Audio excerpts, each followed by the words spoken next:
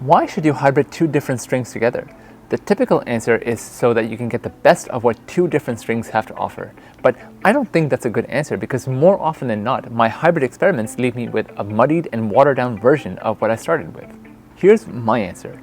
You should hybrid so you can get a string setup that's greater than the sum of its parts. And let me show you a hybrid setup that does exactly this.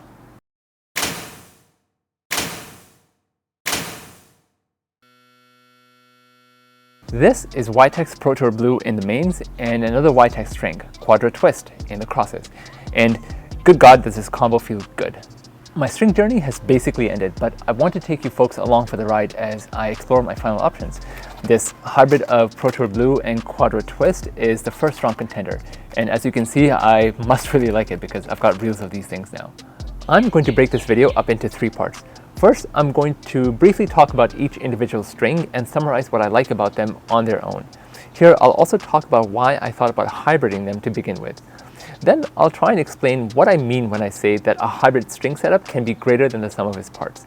And finally, I'll try and talk through the playing characteristics that emerge when you put these two different strings together. Skip to this time frame if you just want to get to the playing characteristics. I've done a review of Protour Blue before, and it's linked right below the like button. But in summary, it's my favorite string, something I've been playing with for more than 10 years because it's the only truly soft and responsive poly I've ever come across. And that's why it's the only poly I ever recommend. It's also the best feeling string I've ever come across because it has a trait that I value the most from my string setups, ball pocketing. And because it's so soft and responsive, the ball pocketing on Protour Blue feels super deep and snappy. And although it's not the crispest string out there, it's crispy enough to let the ball pocketing come through. So in other words, the magic with Protour Blue is really the interplay between crispness, ball pocketing, and responsiveness.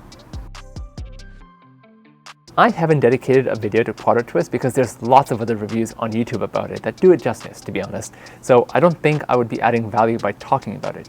But in summary, what I like about Quadro Twist is the fact that it is a stiffish and controlled poly but without being harsh. At the same time, it's also decently crispy and responsive. The lack of these two traits is why so many softer playing polys can feel mushy. When you combine this with the fact that the string gives you really good spin and that it holds tension very well, you realize that this is a gem of a string that should be more well known than it currently is. So why hybrid it then? That's because it's not a truly soft poly. I find that it has a particularly brutal breaking period where it feels quite stiff and boardy for the first session, and it would be really nice if it didn't have that breaking period. If you've watched any of my videos before, you know that I'm always up for making any string setup softer, and this is where the thought of hybriding Quadro Twist with Protour Blue originated. So how does putting these two together give you a string setup that's more than the sum of its parts? Water has vastly different properties to the molecules that make it up, like the concept of wetness. Take wet fabric. If you zoom in far enough, there is no wetness, there are just molecules sitting in the spaces between the atoms of the cloth. Wetness is an emerging property of water, something new only created by a lot of individual interactions between water molecules. And this is sort of it. Many things interact under a certain set of rules, creating something above and beyond themselves. There's a whole branch of physics dedicated to the study of something called emergence. It's usually a feature of complex systems, which in plain English just means that when you have lots and lots of something that interact with each other, then you have something else entirely different emerge from those interactions that you normally would not have expected. The clip you saw is a good example of this. How do you get a fluid like water out of just plain old H2O molecules put together? It's because all those little molecules that are not wet interact with each other to give you water, something that is wet. As in, the whole is greater than the sum of its parts. To me, this is why I would hybrid. I want two different strings that would interact together to give me behavior that I wouldn't normally expect, but in a good way, obviously. I think this is really hard to do because the number of string combinations that do exactly this is way smaller than the number of string combinations that just water down each individual string. And you have to experiment a lot to find string combinations that hybrid in this special emergent way. The best way I can describe this emergent behavior in this hybrid is that it plays how I imagine really thick and stiffer than average gut would play, but with the spin of a poly. Honestly, this setup kind of took my breath away when I first played with it. There was still a breaking period, but it was much more enjoyable and playable during the entirety of it, which is in stark contrast to how it felt with the Quadro twist, where I felt like I had to suffer through the stiff and boardy feeling until I unlocked the playability. As a whole, it just felt a lot more elastic and broken in, really, for lack of a better word, and I think that's mainly down to the Protour Blue mains. But once it was broken in, the size of the sweet spot seemed to literally double, both in terms of the actual area and the depth of the string bed. The string bed seemed to hold the ball forever too, and this dwell time is what surprised me more than anything. At times, it just felt like I was playing with a lacrosse stick, where I was just catching the ball in my racket and flinging it to where I wanted it to go. I know a lot of us racket sports players value this trait, and in some ways, this is what I imagined really classic wooden rackets that were soft to feel like. So a very classic feel, or at least what I think a classic feel is, because I haven't played with wooden rackets before. This dwell time lacrosse stick-like characteristic helped me most when changing directions, and as someone who plays a crafty, deceptive ankle breaker style of tennis, I found this to be invaluable. I also feel like I could control the trajectory of the ball very well. Now, this is something that's very important to me because a large part of my game revolves around giving my opponents really contrasting balls. So think like a really low skidding slice to the backhand side, followed by a really spinny, loopy, moon volley kind of shot to that same backhand side, followed by a really fast, flat shot right to my opponent's feet. This is somewhat of a pattern I will repeat over and over again on both sides at the beginning of a match, and it usually tells me everything I need to know about my opponent's fitness, how likely I am to break them down, and what side to focus my deceptive attacks on. Controlling the trajectory of the ball is made that much easier because I get really decent spin with this setup.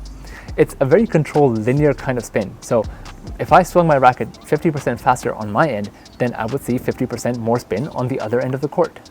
Unless you're a die-hard four-sided sharp poly fanatic, I can't really see the spin levels here disappointing anyone. Except for this one thing, which is that the textured nature of Quadro twist does cause the slipperiness of Protour Blue to wear out quicker than it normally would in a full bed, for example.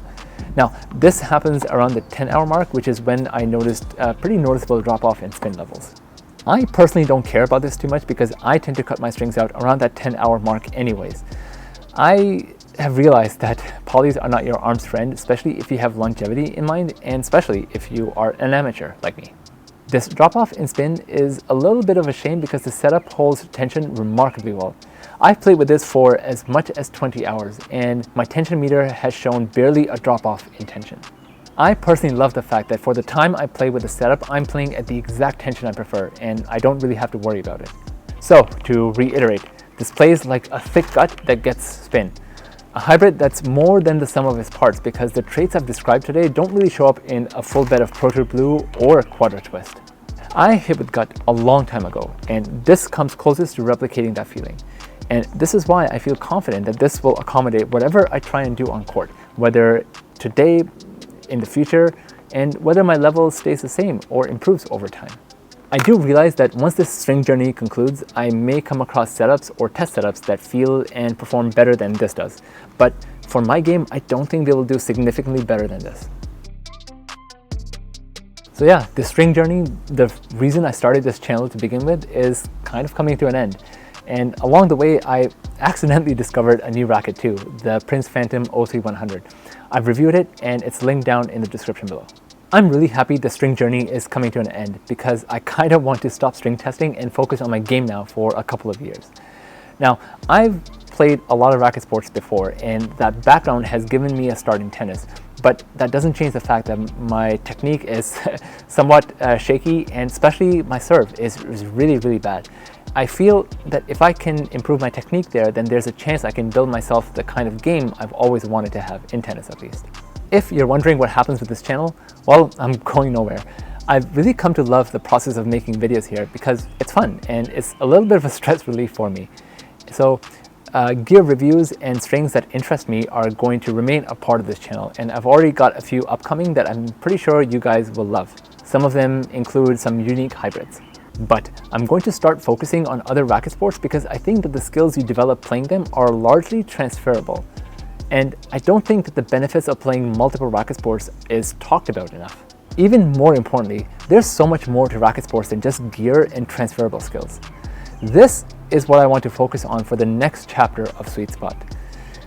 I feel like what I have to say about this has value, and I'm really excited for these videos to come out. Perhaps even a little bit scared, because some of these videos are out there and I'm not quite sure how they will be received. Yeah, I hope you're coming along for the ride, and either way, I'm really grateful for the amount of time you've given me so far.